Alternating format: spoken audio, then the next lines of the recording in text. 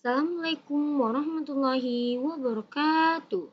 Selamat pagi anak-anak. Bagaimana kabarnya hari ini?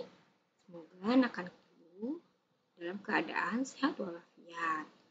Kembali bersama Bu Rani Rasyidah Sabrina di tema 2, subtema 2 pada pembelajaran kedua. Nah, pada pembelajaran kedua hari ini anak-anak, kita akan mengamati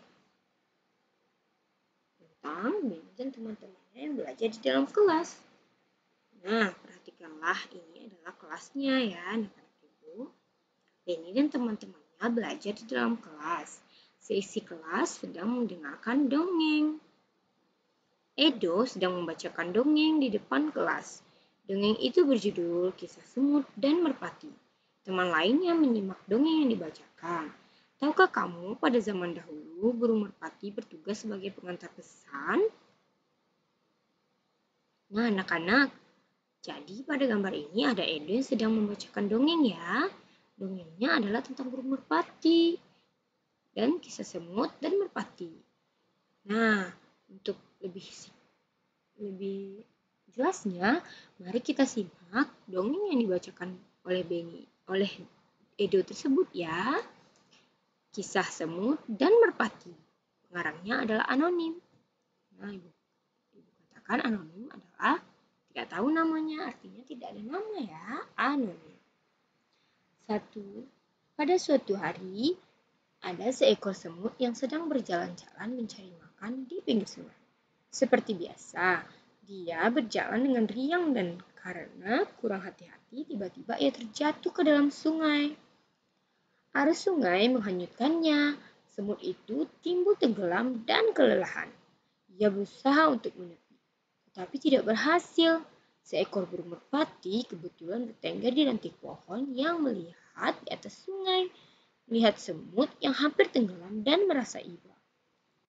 Di sini gambar dari burung merpati yang melihat semut. Ya, merpati merasa iba ya anak-anak. Jadi merpati adalah hewan yang sangat baik. Burung merpati ini memetik daun dan menjatuhkannya di dekat semut. Semut merayap naik ke atas daun. Akhirnya ia berhasil menyelamatkan dirinya dengan bantuan daun tersebut dan mendarat di tepi sungai. Tidak lama kemudian, sang semut melihat seorang pemburu burung sedang mengendap-endap berusaha mendekati burung merpati yang telah menolongnya tadi. Semut menyadari bahwa bahaya yang membayangi merpati yang baik tersebut.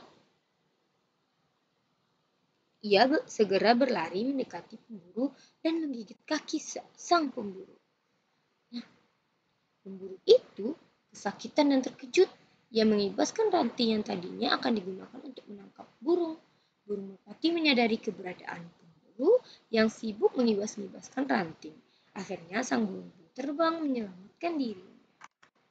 Dari www.rumah-dongeng.com. Nah anak-anak, menarik sekali ya cerita burung merpati ini dan juga semut ini. Tadi semut ditolong oleh burung merpati. Lalu ternyata burung merpati pun ditolong oleh semut. Burung merpati nyawanya dalam bahaya karena ada pemburu.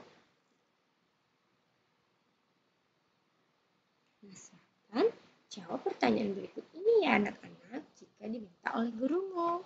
Pelajaran apa yang kamu dapatkan dari dongeng kisah semut dan merpati? Ya, jika ibu menjawab, pelajarannya adalah kita harus berbuat baik kepada orang lain. Karena kebaikan akan berbuah manis ya anak-anak. Dari paragraf berapa kamu menemukan pelajaran dari dongeng kisah semut dan merpati? Nah, mana yang paragraf? Nah, dalam setiap angka-angka ini, atau bilangan-bilangan ini merupakan paragraf. Nah, yang satu itu adalah paragraf pertama. Daripada suatu hari hingga ke dalam sungai. Lalu paragraf kedua dari arus sungai sampai merasa iba. Ini adalah paragraf kedua. Nah anak-anak, begitu juga selanjutnya paragraf 3, paragraf 4, dan paragraf kelima. Dalam satu paragraf isinya ada beberapa kalimat ya. Kalimat ditandai dengan tanda titik. Ya, anak-anak, mengerti sekarang? Sekarang ceritakan kembali isi dongeng kisah semut dan merpati di depan teman kelompok. Nah, tunggulah gurumu untuk memintamu mengerjakan tugas ini. Apakah menceritakannya di dalam grup kelas atau menceritakannya pada gurumu saja? Tunggu instruksi dari gurumu ya. Bacalah teks di bawah ini dalam hati. Benny memelihara ayam di rumah karena ia menyukai binatang. Ayah Benny membuatkan kandang ayam. Setiap hari, Benny memberi makan dan minum kepada ayam-ayamnya. Ayam-ayamnya sudah ada yang bertelur. Benny bertugas mengumpulkan telur-telur itu. Nah, di sini sudah ada gambarnya ya. Ternyata ayah Benny sudah membuatkan kandang ayam yang bisa ditinggali oleh ayam tersebut. Ayah Benny juga menyukai binatang. Ia memelihara burung beo. Burung beo ayah bisa bicara. Ayah juga orang yang lucu. Ia mengajari burung beo kata-kata lucu. Ayah dan Benny sering tertawa mendengarnya. Kadang-kadang Benny suka menggoda burung beo ayah. Jadi, selain memelihara ayam, ternyata ayah Benny juga memelihara burung beo. Burung beo adalah burung yang bisa bicara ya anak-anak. Setiap manusia memiliki sifat masing-masing. Dalam keluarga ada yang memiliki sifat sama, ada juga yang berbeda. Dari cerita di atas kita tahu bahwa sifat Benny rajin dan menyukai binatang. Tulislah 2 sifat ayah Benny yang kamu temukan pada teks bacaan. Nah, bagaimana sifat ayah Benny anak-anak? Lalu tuliskan 2 sifat Benny yang kamu temukan pada teks bacaan. Ya, bagaimana sifat ayah Benny dan bagaimana sifat Benny nanti akan kita temukan persamaan dan perbedaannya. Nah, anak-anak, latihan ini jika sudah diminta oleh gurumu maka buatlah ya. Jika tidak, tunggu saja perintah soal dari gurumu dan perintah kerja apa yang dilakukan pada hari ini. Ayo bermain peran. Edo paling jago kalau diminta menirukan gerak dan ekspresi wajah seseorang. Edo tahu kalau Benny menyayangi binatang. Ia suka menirukan tingkah laku dan ekspresi Benny saat mengelus ayam-ayamnya. Kegiatan menirukan gerak dan ekspresi wajah seseorang disebut pantomim. Nah, anak-anak, pernahkah anak-anak ibu melihat pantomim? Atau menonton pantomim? Atau bahkan anak-anak ibu yang ikut pantomim? Nah, pantomim adalah menirukan gerakan dan ekspresi wajah seseorang ya. Jadi dari pantomim tersebut tidak mengeluarkan suara, hanya gerak dan ekspresi wajah saja.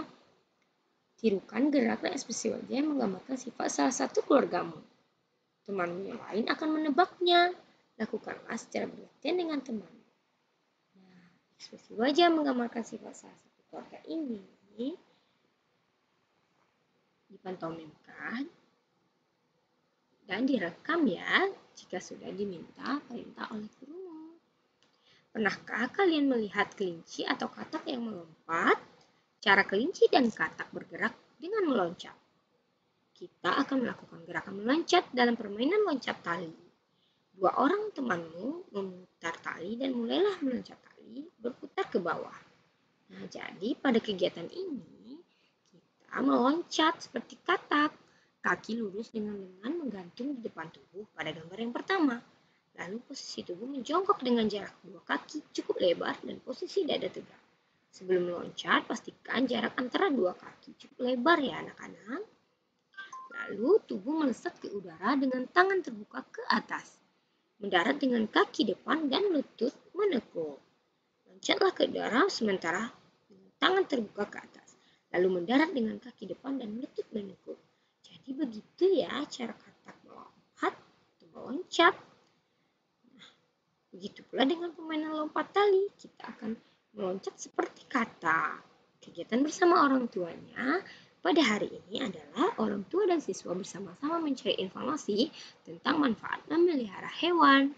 Saja memanfaat kita untuk memelihara hewan, tentunya segala sesuatu yang kita kerjakan ada kekurangan dan kelebihannya. Itu juga dengan memelihara hewan pasti ada manfaatnya. Nah, sekian pembelajaran kita pada hari ini ya anak-anak. Wabillahi taufiq wa hidayah. Wassalamualaikum warahmatullahi wabarakatuh.